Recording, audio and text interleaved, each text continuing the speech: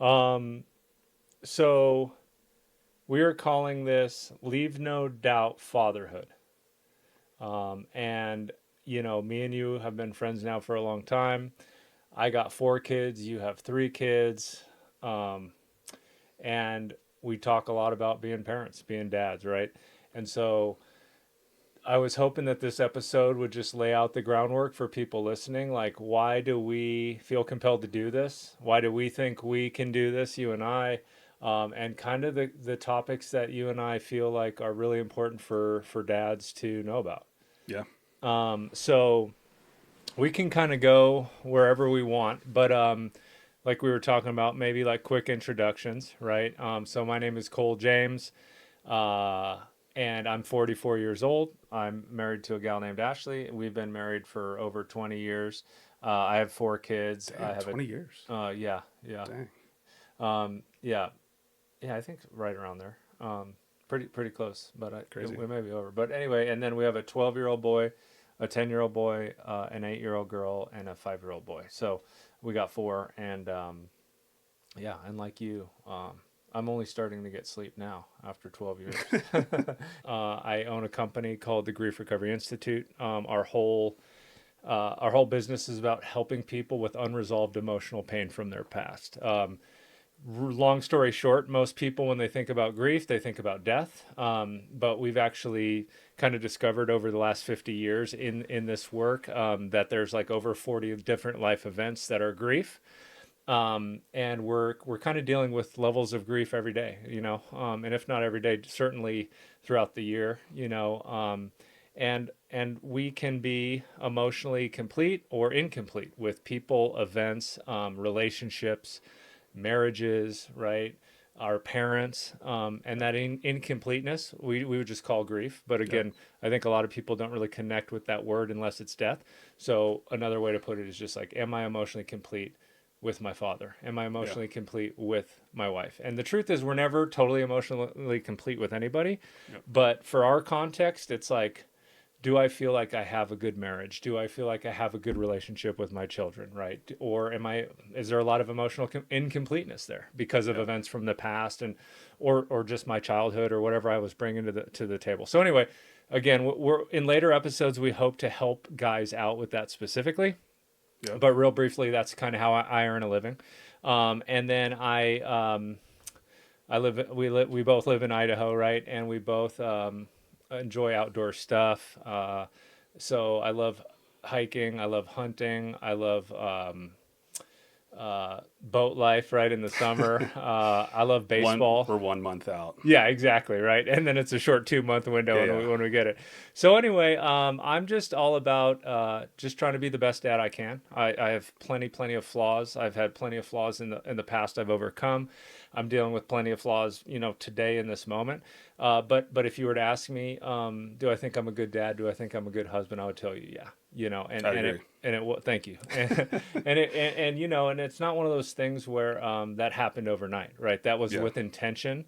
That was with like sometimes very, very like brutal self accountability, friends calling me out, Yep. friends inspiring me, right? Or just me being like, hey, is this really like how I want to come to my marriage? Or is this really how I want to be with my kids? Or is this the example I want to be for my kids, right? And so I've worked my butt off, to like, uh, again, to be the best I can be today. And there's a ton of more work to do. But anyway, that's a little bit about me. Passing it over to you, Sam I Trapka. was going to say, brutal self accountability is really the origin of this, I would say. Like, Yeah. literally driving back from Seattle a few months ago, Mm-hmm. the Leave No Doubt title came to me because I was driving thinking about if I died today, like, would I Mm-hmm. be happy with the example I set? And the Right. answer was like, no. Yeah. And so in my head, I was like, I want to leave no doubt about the example that I set. Like, what would have to happen to do that? Yep. So Yep. it was brutal self accountability of just being like, I'm not happy with a lot of stuff, Yeah. you know?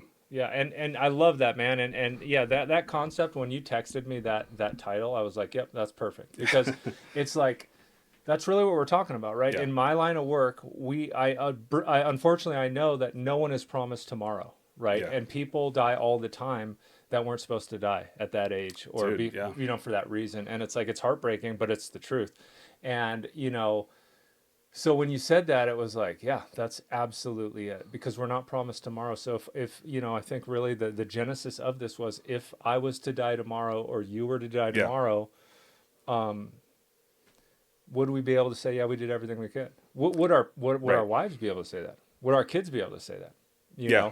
know, I mean, everyone kind of gets a vote in that answer, right? So, yeah, that's the core of this, right? Is like, I have today, right? I have this moment. What am I doing to be the best I need to be for everybody? And it's a good unifying concept that hopefully everyone can agree on because we're talking about fatherhood. So I think when people think of that, they think of like man podcasts or like, like brotherhood podcasts or like warriors. And it's like, that's not what we're doing. Yep, yep. I think the things that we want to be true about fatherhood, hopefully everyone would agree with. Yeah, yeah, totally right. Like, Yeah. we've both kind of cringed at, like, we're going to do Navy SEAL training on the beach, right? And Right. that'll check all the boxes and fix you, and it's like, look, uh, I'm not really, like, I'm not trying to throw shade at that. Like, that maybe that's an aspect that you need as a guy, right? But Yeah. it's like, it's such a caricature of like the nuances of what being a guy And I is. think it attracts the right, like there's certain people that resonate with that. Like I kind of like that stuff, honestly, but Yeah, it's like, that definitely pushes a lot of people away. yeah, So yeah, that was a big part of it too, is like, we want to talk about this stuff, but not have it be, I'm a warrior, yeah, like, whatever. It's like, I'm carrying a freaking baby on my chest and right, I'm eating like Starbucks egg bites. Like I'm not a warrior. You know what yeah, I mean? Right at this moment. right, right, yeah, It's not my exactly. It's goal. like, me and you both have like walking treadmill Yeah. dads. So Yeah. that's like the reality of our day to day. And Yeah. again, right, it's like, I get it. Like, we're all searching for things to not feel like we're in a cubicle every day, right? We want to do things like that. Yeah. And we'll cover those in this podcast too, right? I mean, there's a lot of things that you pursue and I pursue to kind of check those boxes, Yeah. but that's not everything, right? That's not the complete package for a guy. Cole does live on a sick homestead. He didn't mention that. Yes, yes, that So he's is checking that is some true. boxes there. That is true. I don't have a tractor yet though, so, which is even cooler because we got to do it by hand mostly, Like a and stuff. lawnmower. What do you mean? Yeah, I mean, like, moving like hay bales and heavy Oh, equipment, yeah, and yeah. like we don't have. Anyway, I We'll digress. do an episode on a homestead setup Yeah, yeah, for sure. Because really, are you a dad if you aren't providing eggs for your family? and our family as well. Yeah. Yeah. So um, anyway, but what? Yeah, Sam. Let me ask you, because again, like, we've been brainstorming this for a while, and you've just I love your ideas. You're definitely the idea man of the two of us. I would give you credit for. So, but we came up with like the core kind of pillars that we think are like the topics we need to address and address regularly to evolve again as dads. yeah. Do you want to cover any of those? Yeah, I think the big two that the others kind of come out from, I mean, physical fitness and health and readiness is a huge one. Yep. So I will be on, obviously a soapbox about this a bunch, but I think physical fitness is one of those things that just impacts every part of your life. Yes. I've just seen it clearly in my own life, but other people's lives over and over and over again. Mm-hmm. So it's not really about, that's the thing people don't get is they think, you know, oh, Sam's working out because he wants to get abs or biceps or whatever. It's Yeah. like, that's like the fifth thing on my list. It's Yep. like, I know my mood's going to be better. Like, the way I think changes, the way I feel changes, Yep. and it just completely transforms someone's life. And I think Yep. that's so important to set that example for kids.